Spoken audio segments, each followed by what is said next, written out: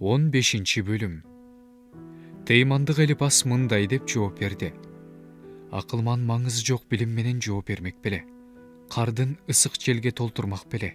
Пайдасыз сөздөр менен, күчү жок кеп менен актанмак беле. Кудайдан коркконду да унуттуң. Кудайга сүйлөгөндү да оңой көрүп жатасың. Күнөөң оозуңду ушунчалык күлөгөн экен. Сен амалкөй адамдардын тилин тандап алдың. Сени мен эмес, өз оозуң айыптап жатат. Өз тилиң өзүңө каршы сүйлөп жатат. Сен эмне, биринчи адам болуп туулдуң беле? Адырлардан мурда жаралдың беле? Сен эмне, Кудайдын кеңешин угуп, акылмандыкка ээ болуп калдың беле? Биз билбегенди сен билесиңби? Биз түшүнбөгөндү сен түшүнөсүңбү? Арабызда атаңан да улуу, аксакалдуу да, кары да бар. Сага Кудайдын соору туусу аздык кылабы? Сен ушуну да билбейсиңби? Жүрөгүң сени кайда ээликтирип жатат? Эмнеге мынчалык текебер карайсың? Эмнеге Кудайга каршы рухуңду багыттайсың? Мындай сөздөрдү кантип оозуңа алдың? Таза бол Кудай, адам ким? Аялдан төрөлгөн адил болмок беле? Ал өз ыйыктарына да ишене албайт. Анын алдында асман да таза эмес.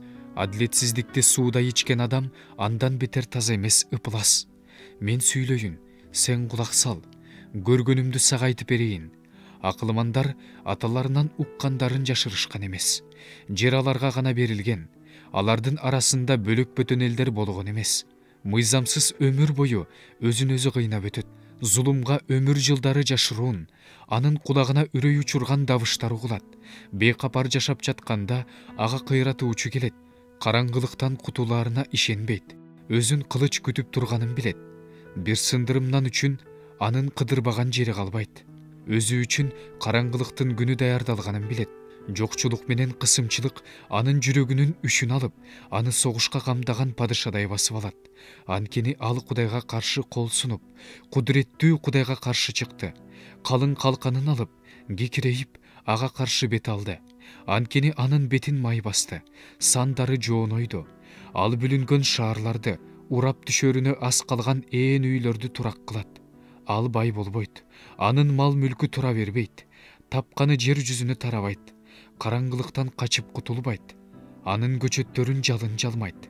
Аны өзүнүн оозунун жели менен алып кетет. Адашкан адам курулай убаракерчиликке таянбай эле койсун. Анткени анын шыбагасы да курулай убаракерчилик болот. Ал мезгилсиз өлөт. Анын бутагы көгөрбөйт. Ал жүзүм сабагы сыяктуу бышпаган мөмөсүн силкип салат. Зайтун дарагы сыяктуу гүлүн күүп салат. Кудайсыздардын үйү ушинтип кыйрайт. Паракордун үйүн өрт жалмайт. Анын боюна кыянаттык бүтүп, жалгандык төрөдө. Курсагы алдамчылык даярдайт.